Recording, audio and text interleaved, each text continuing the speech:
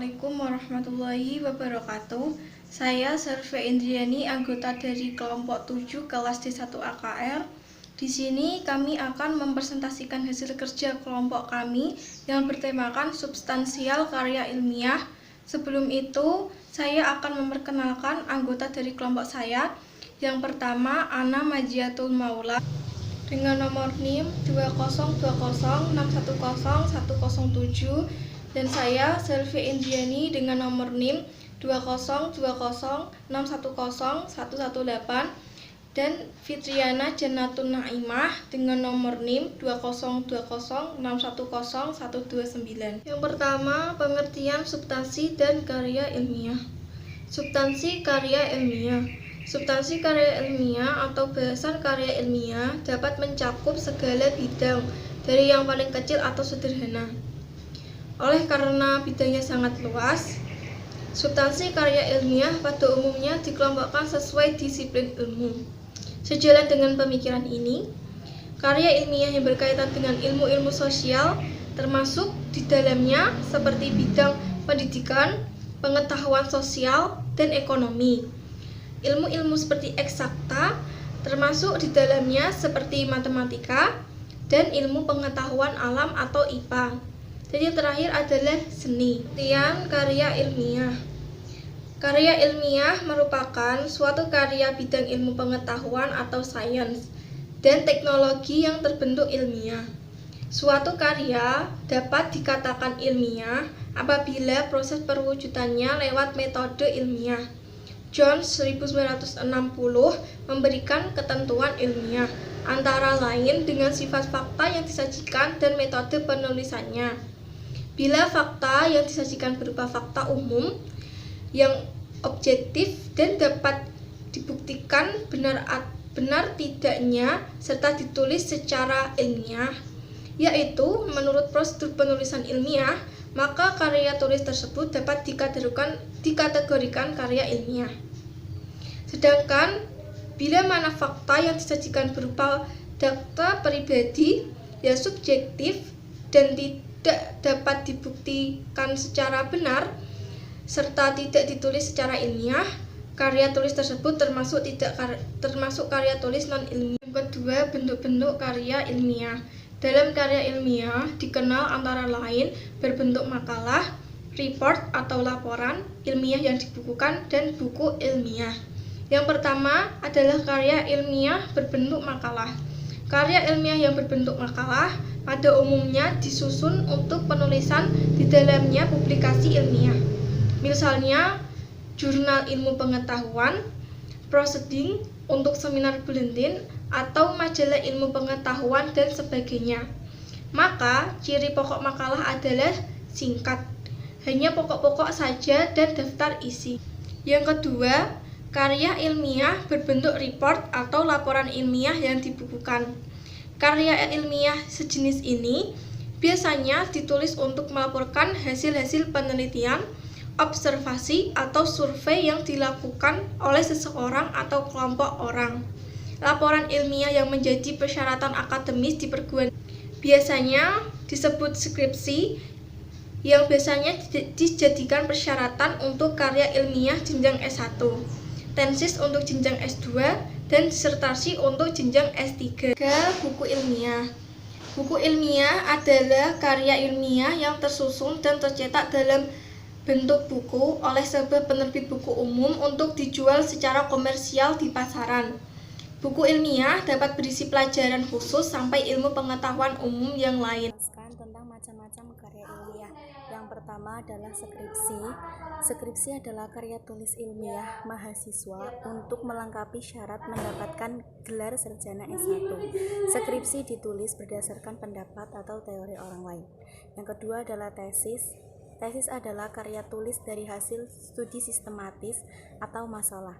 Tesis mengandung metode pengumpulan, analisis, dan pengolahan data, dan menyajikan kesimpulan, serta mengajukan rekomendasi. Tesis juga merupakan syarat mendapatkan gelar sarjana S2.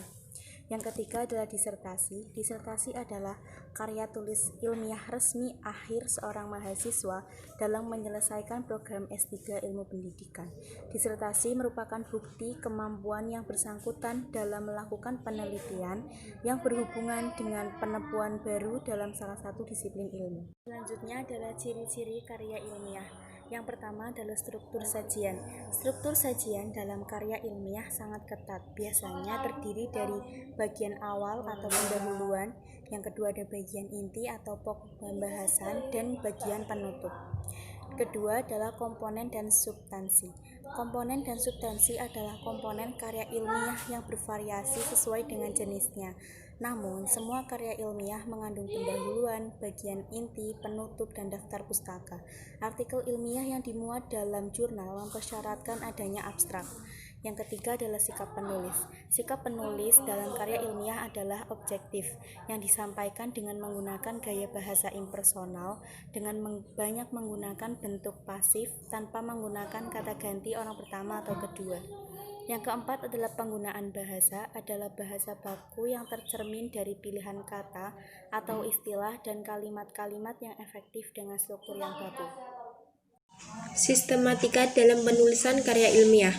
Sistematika penulisan karya ilmiah adalah bagian pembuka, pendahuluan, pembahasan, metodologi penelitian, hasil penelitian atau inti, penutup, dan bagian penunjang.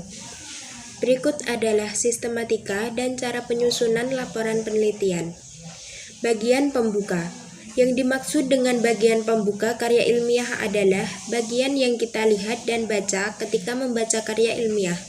Bagian pembuka karya ilmiah umumnya terdiri atas beberapa bagian sebagai berikut.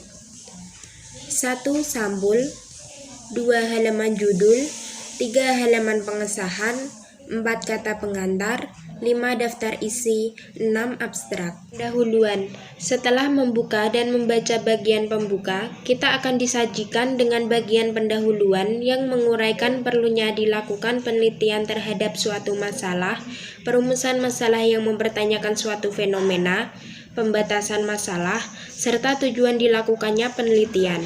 Bagian pendahuluan umumnya terdiri atas beberapa bagian sebagai berikut. 1. Latar belakang masalah, 2. Perumusan masalah, 3. Pembahasan atau pembatasan masalah, 4. Tujuan penelitian.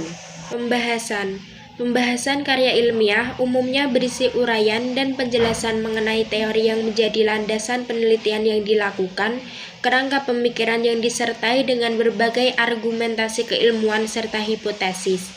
Dengan demikian, pembahasan dalam karya ilmiah berisi hal-hal berikut. 1. Pembahasan teori, 2. Kerangka pemikiran dan argumentasi keilmuan, 3. Pengajuan hipotesis. Metodologi penelitian. Metodologi penelitian mencakup uraian dan penjelasan mengenai metode yang digunakan dalam penelitian. Hasil penelitian. Hasil penelitian umumnya berisi uraian dan penjelasan tentang hasil dari proses penelitian yang telah dilakukan. Hasil penelitian dapat disajikan dalam berbagai bentuk seperti tabulasi data, analisis, dan evaluasi terhadap data yang disajikan, pembahasan hasil analisis dengan menerapkan metode perbandingan, persamaan, grafik, gambar, dan tabel. Penutup. Bagian penutup suatu karya tulis berisi simpulan dan saran. Yang dimaksud dengan simpulan adalah proposisi atau kalimat yang disampaikan, yang disarikan dari beberapa premis atau ide pemikiran dengan mengacu pada aturan-aturan yang berlaku. Sementara itu, saran merupakan sebuah solusi yang dimaksudkan untuk menyelesaikan permasalahan yang dihadapi. Saran yang dikemukakan hendaknya bersifat membangun, mendidik, objektif, dan sesuai dengan topik yang dibahas. Bagian penunjang. Suatu karya ilmiah selalu menyertakan bagian penunjang yang terdiri atas unsur-unsur sebagai berikut. 1. Daftar pustaka, 2. Lampiran-lampiran, 3. Daftar tabel. Cukup sekian penyampaian materi substansi karya ilmiah dari kelompok kami. Mohon maaf apabila ada kesalahan dalam penyampaian materi dan dalam penulisan. Wabillahi taufik wal hidayah wal inayah. Wassalamualaikum warahmatullahi wabarakatuh.